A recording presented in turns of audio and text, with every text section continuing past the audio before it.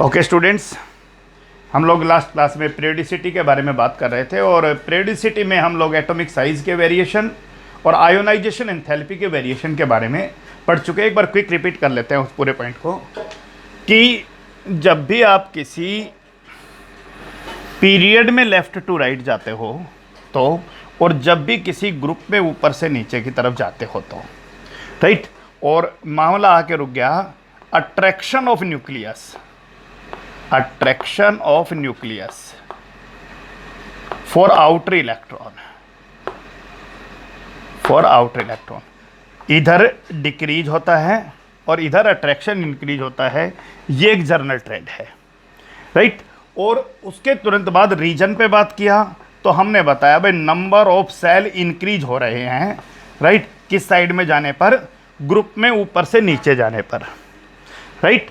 और nuclear charge increase हो रहा है किस साइड में,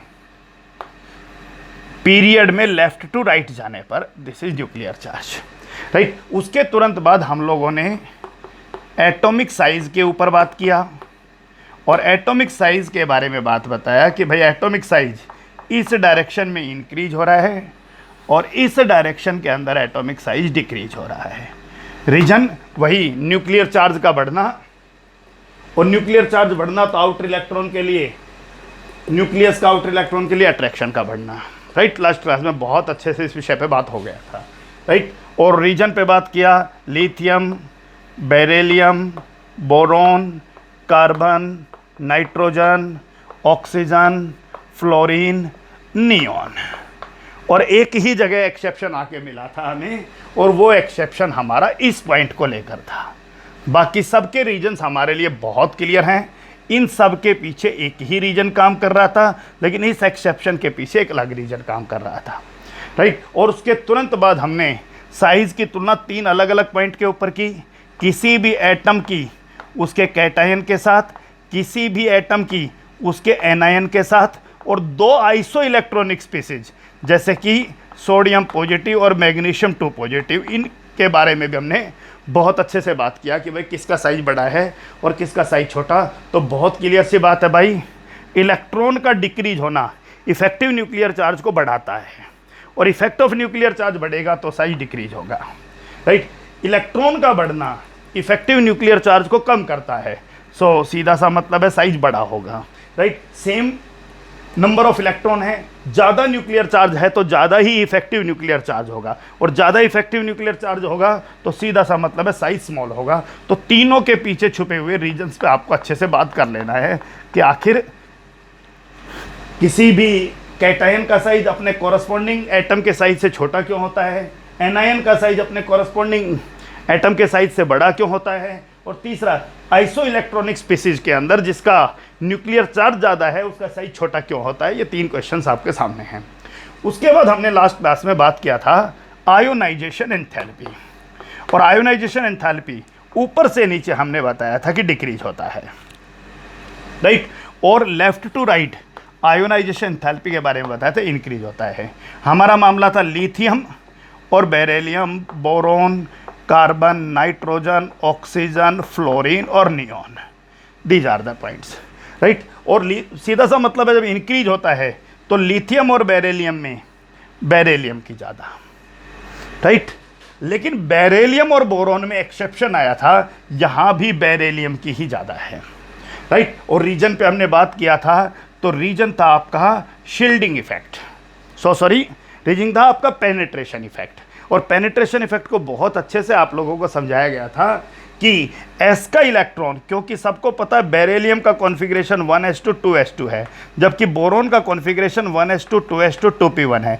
यहाँ इलेक्ट्रॉन एस से निकालना है और यहाँ इलेक्ट्रॉन पी से निकालना है, तो एस का इलेक्ट्रॉन ज़्यादा पेनेट्रेट करता है किसकी तरफ, न्यूक्लियस की तरफ, राइट। किसकी तुलना में, पी के इलेक्ट्रॉन की तुलना में, तो ज़्यादा पेनेट्रेशन इफेक्ट है, राइट। उसके बाद क्लियर हो गया, बोरॉन और कार्बन में आयोनाइजेशन एंथैल्पी कार्बन की ज़्यादा, कार्बन नाइट्रोजन में नाइट्रोजन की ज़्यादा, रीजन वही है, लेकिन नाइट्रोजन ऑक्सीजन के अंदर फिर से नाइट्रोजन की ज़्यादा है, और this is due to the extra stability of half filled orbital, nitrogen के हाफ फील्ड कॉन्फ़िगरेशन की एक्स्ट्रा स्टेबिलिटी, राइट। उसके तुरंत बाद ऑक्सीजन और फ्लोरीन में फ्लोरीन की ज़्यादा, राइट। और फ्लोरीन और नियोन में नियोन की ज़्यादा है, लेकिन बहुत ज़्यादा है, और ये फुल्ली फिल्ड कॉन्फ़िगरेशन की एक्स्ट्रा स्टेबिलिटी है।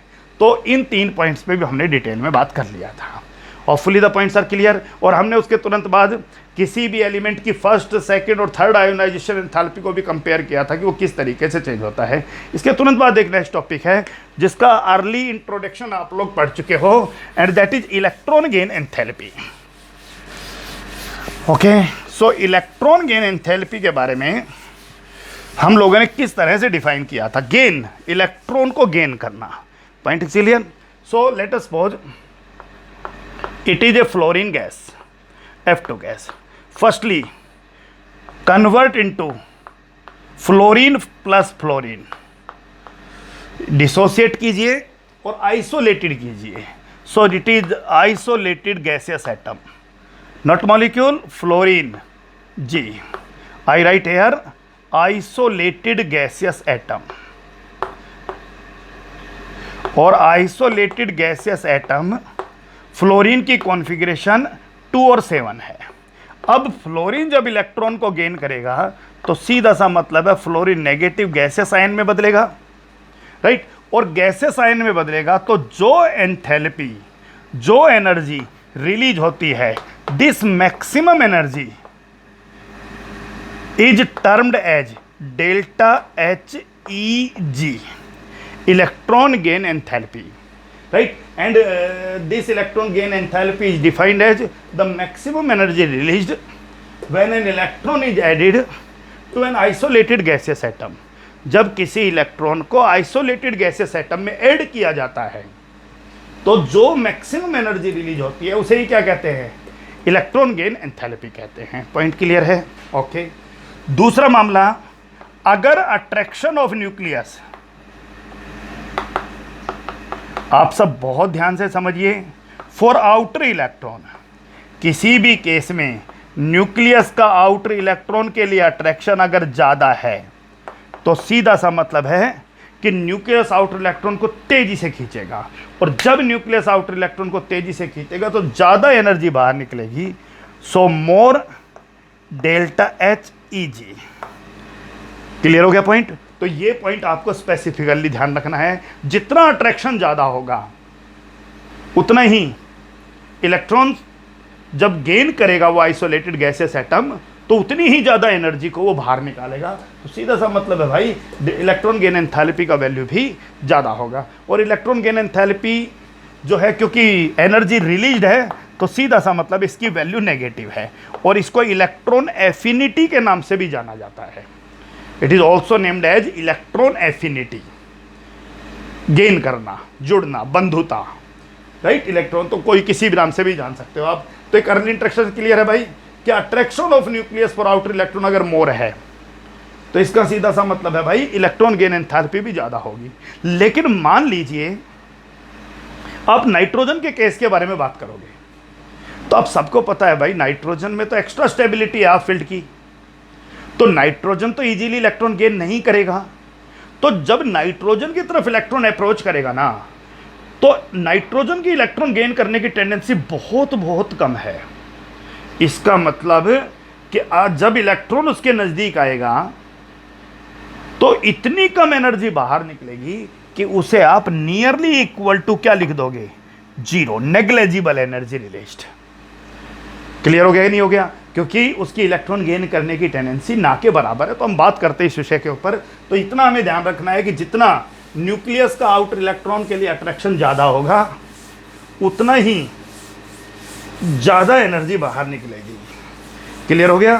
तो ध्यान दीजिए फिर से, ग्रुप में वेरिएशन पे बात करते हैं। फ्लोरीन, क्लोरीन, ब्रोमीन, आयोडीन, सबको पता है अपॉन या when we move down the group, when we move down the group, number of shells increases. मानते हो? Number of shell increases 27, 287, so no problem. When number of cell increases, so attraction of nucleus for outer electron, सीधा सा मतलब है decreases. इसमें outer electron के लिए attraction ज़्यादा है, इसमें कम है, इसमें और कम है, इसमें और कम है। ये हम बहुत अच्छे से पढ़ के आए हैं। अब अट्रैक्शन अगर सीधा सा मतलब है कम है, तो इलेक्ट्रॉन गेन करने की टेंडेंसी भी कम होगी, और इलेक्ट्रॉन गेन करने की टेंडेंसी कम होगी, so delta H E G क्या हो जाएगा, डिक्रीज हो जाएगा। यानी सबसे ज़्यादा इसका, फिर इसका, फिर इसका और फिर इसका। सो फ्लोरीन, क्लोरीन, ब्रोमीन और आयोडीन, राइट। सो इलेक्ट्रॉन गेन एंथैल्पी ग्रुप में ऊपर से नीचे डिक्रीज होती है, सबसे ज़्यादा, उससे कम, उससे कम और उससे कम। लेकिन ये हमारा थ्योरेटिकल ऑब्जर्वेशन है और केमिस्ट्री थ्योरी पे नहीं चलती है, ये बात आपको पता होना चाहिए। हमें हर बार एक्सपेरिमेंटल एविडेंसेस के साथ चलना पड़ेगा। अब एक्सपेरिमेंटल एविडेंसेस कहता है कि फ्लोरीन और क्लोरीन के अंदर फ्लोरीन की इलेक्ट्रॉन गेन एंथैल्पी ज़्यादा ना होकर फ्लोरीन की इलेक्ट्रॉन गेन एंथैल्पी की वैल्यू कम होती है। This trend is wrong. यानी ये तो हमने थ्योरेटिकल लिखा। अब एक्सपेरिमेंटल क्या कहता है, वो कहता है फ्लोरीन और क्लोरीन में क्लोरीन की ज़्यादा, बाकी ट्रेंड वही का वही है। यानी फ्लोरीन, क्लोरीन, ब्रोमीन, आयोडीन। अब मामला आके रुक गया भाई, फ्लोरीन, क्लोरीन, ब्रोमीन और आयोडीन। पढ़ क्या रहे हैं हम लोग, डेल्टा एच ई जी, राइट। फ्लोरीन और क्लोरीन में क्लोरीन की ज़्यादा, और उसके बाद आपकी घटती गई। कोई आपसे यहाँ रीजन पूछे कि इसका कारण बताओ, तो आप इन तीनों में तो रीजन बताने में कोई दिक्कत ही नहीं है। क्या बताओगे, ग्रुप में ऊपर से नीचे जा रहे हैं, नंबर ऑफ सेल बढ़ रहा है सबसे ज़्यादा इसमें, attraction of nucleus for outer electron घटता जा रहा है, तो इलेक्ट्रॉन गेन करना भी मुश्किल होता जा रहा है। इसका मतलब डेल्टा एच ई जी डिक्रीज होता जा रहा है। लेकिन अब एक प्रश्न आ गया कि आखिर फ्लोरीन की और क्लोरीन में फ्लोरीन की कम कैसे हो गई, जबकि नंबर ऑफ सेल तो इसमें कम है। अब नंबर ऑफ सेल कम है तो attraction of nucleus for outer electron ज़्यादा रहा होगा। तो इसके पीछे जो जस्टिफिकेशन दिया गया वो क्या दिया गया भाई, समझिए। This is 2 and 7, so 7 electron in this outer, and 2, 8 and 7, so 7 electron, 7, 1 2 3 4 5 6 7. So this is the case of fluorine 2 7, and it is the case of chlorine 2 8 7, right. Number of shell, attraction सबको पता है outer electron के लिए इसमें ज़्यादा है, किसकी तुलना में, इसकी तुलना में। अट्रैक्शन यहाँ ज़्यादा है और यहाँ अट्रैक्शन कम है। क्लियर। अब अट्रैक्शन ज़्यादा है तो एनर्जी यहीं ज़्यादा रिलीज होनी चाहिए, लेकिन जब न्यू इलेक्ट्रॉन आउटर सेल में आता है तो ऑलरेडी उस छोटी सेल के अंदर सबको पता है इस सेल की रेडियस कम है, एक एक्स्ट्रा इलेक्ट्रॉन आने से रिपल्सन क्रिएट हो गया, राइट। जबकि यहां एक इलेक्ट्रॉन आएगा तो रिपल्सन उतना क्रिएट नहीं होगा क्योंकि एक लार्जर सेल है। यहां वो छोटे सेल के अंदर एक्स्ट्रा इलेक्ट्रॉन आया है या बड़ी सेल के अंदर एक्स्ट्रा इलेक्ट्रॉन आया है। So due to this electron, जब ये इलेक्ट्रॉन आया है तो it causes more electron repulsion in comparison of this, right. इसका मतलब जितना हम सोच रहे थे ना फ्लोरीन, उतना आसानी से इलेक्ट्रॉन गेन नहीं कर पा रहा। क्यों नहीं कर पा रहा, रीजन आपसे पूछे भाई कि फ्लोरीन उतना आसानी से इलेक्ट्रॉन गेन क्यों नहीं कर रहा जितना क्लोरीन कर रहा, तो आपको जी फ्लोरीन का साइज थोड़ा छोटा है। तो जब फ्लोरीन के आउटर सेल में इलेक्ट्रॉन आता है ना, तो इट क्यूजेज इलेक्ट्रॉन रिपल्सन, और इलेक्ट्रॉन रिपल्सन की वजह से फ्लोरीन उतना आसानी से इलेक्ट्रॉन गेन नहीं करता जितना आसानी से कौन गेन करता है, क्लोरीन गेन करता है। और फिर उसके बाद जब उससे लार्ज साइज है तो फिर न्यूक्लियर चार्ज ही प्रीडोमिनेंट करेगा। प्रीडोमिनेंट सीधा सा मतलब है भाई उसके बाद साइज बढ़ता जाएगा, तो जो इलेक्ट्रॉन का रिपल्सन का इफेक्ट है वो नेग्लेक्ट होता जाएगा ना के बराबर, जिसको हम कंसिडर नहीं करेंगे। पॉइंट क्लियर है। एक बात आप लोग ध्यान से समझ लीजिए, और हमारा केमिस्ट्री का लिमिटेशन भी है, स्पेशली आप लोग इनऑर्गेनिक केमिस्ट्री में हमें हमेशा एक्सपेरिमेंटल रिजल्ट के साथ चलना है। Point 1 clear. The point number 2, हमें हमेशा जिस भी ट्रेंड में प्रीडोमिनेंट पार्ट है उसी पे बात करना है। आप एक बात ध्यान दीजिए, लेफ्ट टू राइट जाते ही आप न्यूक्लियर चार्ज पे बात करते हो, ऊपर से नीचे न्यूक्लियर चार्ज पर बात नहीं करते। जबकि ऊपर से नीचे न्यूक्लियर चार्ज बहुत ज़्यादा बढ़ रहा है, +9 और +17। इतना न्यूक्लियर चार्ज बढ़ने के बावजूद भी हम लोग न्यूक्लियर चार्ज पर बात नहीं कर रहे हैं, क्योंकि वो प्रीडोमिनेंट नहीं है, वो रिजल्ट को अफेक्ट नहीं कर रहा है। रिजल्ट को कौन अफेक्ट कर रहा है? Distance, number of shell. तो केमिस्ट्री में हमेशा प्रीडोमिनेंट पार्ट पे ही बात करेंगे। जैसे एक छोटा सा एग्जांपल है कि अगर सब्जी बन के आया और सब्जी में बहुत सारे चीज़ें डाली गई, लेकिन एक ने खाते ही कहा कि नमक ज़्यादा है, इसका मतलब वो प्रीडोमिनेंट था, उसी पे बात हो गई। किसी ने मान लीजिए दूसरी सब्जी में कहा कि इसमें मिर्च ज़्यादा है, डला तो बहुत कुछ था, तो जो प्रीडोमिनेंट है उसी पे बात होगा, ये ध्यान रखना है। क्लियर हो गया कि नहीं हो गया? क्योंकि रिजल्ट को एल्टर वही चीज़ कर रही है। बहुत सारी फोर्सेज होंगी जो रिजल्ट को फेवर करेंगी, बहुत सारी फोर्सेज होंगी जो रिजल्ट को अपोज करेंगी। हमें केवल उन फोर्सेज के बारे में बात करना है जो रिजल्ट को फेवर करेंगी, अपोज करने वाली फोर्सेज के बारे में बात नहीं करना है। तो ये एक पॉइंट है जो बहुत अच्छे से ध्यान रखना। तो आपसे पूछा गया भाई कि फ्लोरीन और क्लोरीन में, फ्लोरीन उतना इजीली इलेक्ट्रॉन गेन क्यों नहीं करेगा, जबकि नंबर ऑफ सेल तो इसमें कम है, गेन तो इसी को करना चाहिए था, लेकिन इसकी बजाय ये जल्दी गेन कर रहा है। तो हमने कहा फ्लोरीन का साइज छोटा। तो जब फ्लोरीन इलेक्ट्रॉन को गेन करेगा ना, तो फ्लोरीन का इलेक्ट्रॉन जैसे आउटर सेल में आएगा, it Qs electron electron repulsion. इसकी वजह से फ्लोरीन उतना इजीली इलेक्ट्रॉन गेन नहीं करेगा जितना इजीली कौन कर लेगा? क्लोरीन। सो एक्सेप्शंस के साथ हमारा ये टॉपिक यहाँ पर इस पॉइंट पे पहुँच गया है। तो जर्नल ट्रेंड आप लोगों का गलत हो गया और उसमें एक एक्सेप्शन आ गया फ्लोरीन और क्लोरीन को लेकर। ध्यान रखना, यही एक्सेप्शन इसके प्रीवियस ग्रुप में ऑक्सीजन और सल्फर को लेकर है, यही आपका उससे प्रीवियस नाइट्रोजन और फॉस्फोरस, वहाँ पर ऑलमोस्ट जीरो हो जाता है, तो उसको आप थोड़ा छोड़ दीजिए, बख्श दीजिए आप। लेकिन ऑक्सीजन और सल्फर में बहुत प्रीडोमिनेंट, और उसके बाद कार्बन में काम नहीं करेगा, क्योंकि कार्बन में आउटर में 4 ही इलेक्ट्रॉन है। तो 4 इलेक्ट्रॉन के सेल में जब इलेक्ट्रॉन आएगा तो उतना रिपल्सन क्रिएट नहीं होगा, तो हम वो बात नहीं करेंगे। तो क्लियर हो गया? हम लोग बात करेंगे फ्लोरीन और क्लोरीन के केस में, ऑक्सीजन और सल्फर के केस में, राइट। नाइट्रोजन फास्फोरस का केस ही अलग है, उस पर अभी हम बात कर लेंगे। लेफ्ट टू राइट जाएंगे तब बहुत अच्छे से पढ़ते हैं हम। चलिए, अब मामला आता है भाई, जब आप इधर से इधर जाते हो तो सबको पता है when we move left to right in a period, जब हम किसी भी पीरियड में लेफ्ट टू राइट जाते हैं, nuclear charge increases.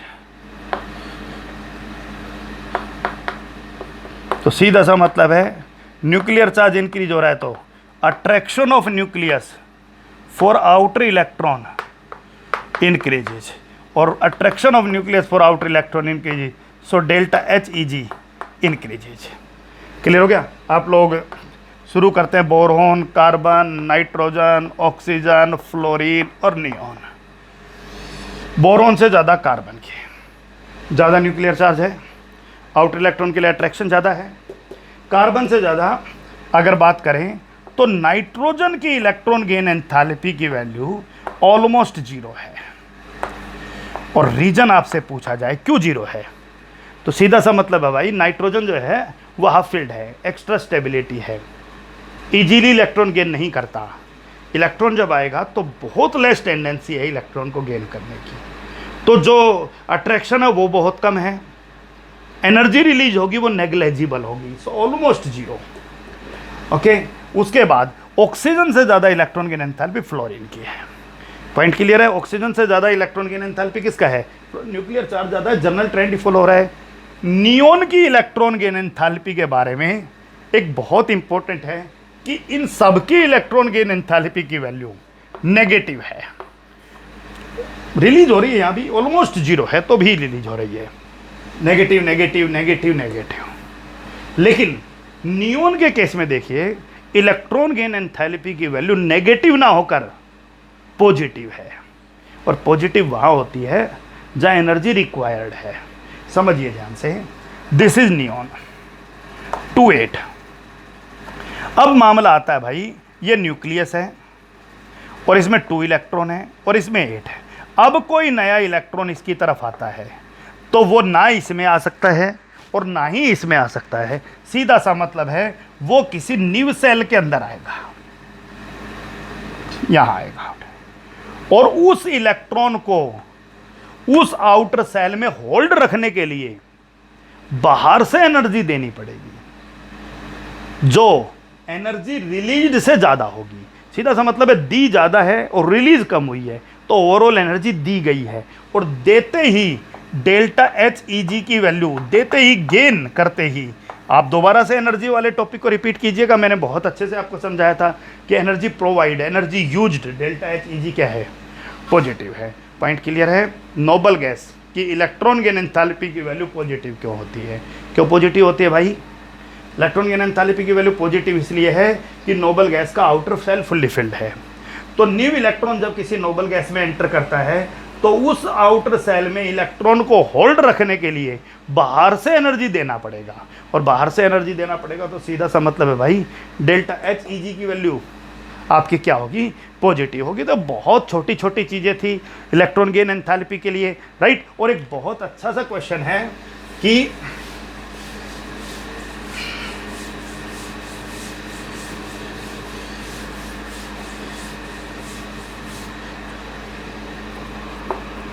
F2 and Cl2, which one is more reactive?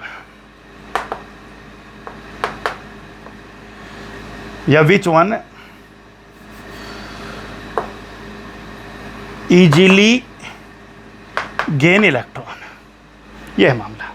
अब F और Cl के बारे में बात नहीं हो रही है, अब F2 और Cl2 के बारे में बात हो रही है। ध्यान से समझिए स्टोरी, ये एक अलग क्वेश्चन बन गया। मैंने पहले भी बताया था F2 को 2F में बदलिएगा, F लिख दिया, गैसियस एटम है, इलेक्ट्रॉन दीजिएगा, F नेगेटिव गैसियस है, और उसके बाद वाटर के साथ जोड़िएगा, हाइड्रेशन होगा, F नेगेटिव एक्वस है। यही मामला आपका Cl2 है, Cl गैस है, Cl नेगेटिव गैस है, और Cl नेगेटिव एक्वस है। अब मामला आता है, आज हमने क्या पढ़ा? आज हमने केवल इतने पॉइंट के बारे में बात किया कि किसी भी आइसोलेटेड गैसियस एटम में इलेक्ट्रॉन ऐड करने पर जो एनर्जी रिलीज होगी, जर्नल ट्रेंड कह रहा था यहाँ ज़्यादा रिलीज होगी क्योंकि ऊपर से नीचे इलेक्ट्रॉन गेन एंथैल्पी की वैल्यू घटती है, लेकिन एक्सेप्शन कह रहा है कि यहाँ ज़्यादा रिलीज नहीं होगी, छोटा साइज है, इलेक्ट्रॉन इलेक्ट्रॉन रिपल्सन ज़्यादा है, और इलेक्ट्रॉन इलेक्ट्रॉन रिपल्सन ज़्यादा है तो उतना इजीली इलेक्ट्रॉन गेन नहीं करेगा। इसका मतलब इन दोनों स्टेप में ये वाला स्टेप फेवर कर रहा है। क्लियर हो गया? अब प्रश्न आता है ये फेवर कर रहा है, लेकिन इजीली इलेक्ट्रॉन गेन कौन करेगा? F2 या Cl2। तो यहां से देख के तो ये लग रहा है ये करेगा, लेकिन इन दोनों मोड में से कौन जल्दी टूटेगा? ये आंसर आपको बहुत अच्छे से पढ़ाया जाएगा। और इन दोनों में से कौन जल्दी हाइड्रेशन करेगा, ये दोनों फैक्टर भी रेस्पॉन्सिबल है, राइट। और आप लोगों को जर्नल आइडिया दे देता हूं, रीजन के पीछे बाद में बात करेंगे। फ्लोरीन जो है उसका बॉन्ड जल्दी टूटेगा क्योंकि उसका साइज छोटा है, तो उसमें रिपल्सन ज़्यादा है, बॉन्ड टूटना उसका रिपल्सन की वजह से जल्दी बॉन्ड टूटेगा। फ्लोरीन क्लोरीन में किसका बॉन्ड जल्दी टूटेगा? इसका टूटेगा। और छोटा साइज जो है वो वाटर के साथ ज़्यादा अटैचमेंट करता है, ये भी बाद में बताऊंगा, यानी ये स्टेप भी इसी में फेवर कर रहा है। मैं सिर्फ इस टॉपिक को इसलिए बताना चाह रहा हूं कि केवल गेन ऑफ इलेक्ट्रॉन पे मत तय कर देना किसी की रिएक्टिविटी, आपको इन 3 स्टेप्स के ऊपर ही जाना होगा हमेशा। अभी हमने ये पढ़ लिया है, ये आगे पढ़ेंगे, ये आगे पढ़ेंगे, लेकिन ये देखिए ये दोनों फैक्टर फेवर होते ही F2 ज़्यादा रिएक्टिव है, ज़्यादा इजीली इलेक्ट्रॉन गेन करेगा किसकी तुलना में? Cl2 की तुलना में। जबकि हम अभी इलेक्ट्रॉन गेन एंथैल्पी पर कुछ और पढ़ा है, हमने केवल इतना पढ़ा है इलेक्ट्रॉन गेन एंथैल्पी, जबकि ये बॉन्ड डिसोसिएशन एंथैल्पी और हाइड्रेशन एंथैल्पी और इस एंथैल्पी तीनों के कलेक्टिव एफर्ट से मिलकर बना है। तो इसके बारे में हम आगे भी बात कर लेंगे। होपफुली इलेक्ट्रॉन गेन एंथैल्पी को लेकर आपके जनरल पॉइंट क्लियर हैं, राइट। तो 3 टॉपिक्स बहुत अच्छे से क्लियर किए हैं। मान लीजिए ये आपका हेली ना की रब से फरियाद को लेकर बात किया, lithium, beryllium, boron, carbon, nitrogen, oxygen, fluorine, neon, और यहाँ गेन करने क्लोरीन, ब्रोमीन, आयोडीन, इस पॉइंट पे बात किया, राइट। और हम लोग बहुत छोटे छोटे क्वेश्चंस पे बात करते आए थे। हम लोगों ने साइज़ को लेकर बात किया कि लिथियम और सोडियम का कंपेयर कीजिए, सोडियम और पोटेशियम का कंपेयर कीजिए, लिथियम और बेरिलियम का कंपेयर कीजिए, कार्बन और नाइट्रोजन का कंपेयर कीजिए, ऑक्सीजन और फ्लोरीन का कंपेयर कीजिए, फ्लोरीन और नियॉन का कंपेयर कीजिए, राइट। तो बाकी सब जर्नल ट्रेंड को फॉलो कर रहे थे, सिर्फ फ्लोरीन और नियॉन के केस को छोड़कर।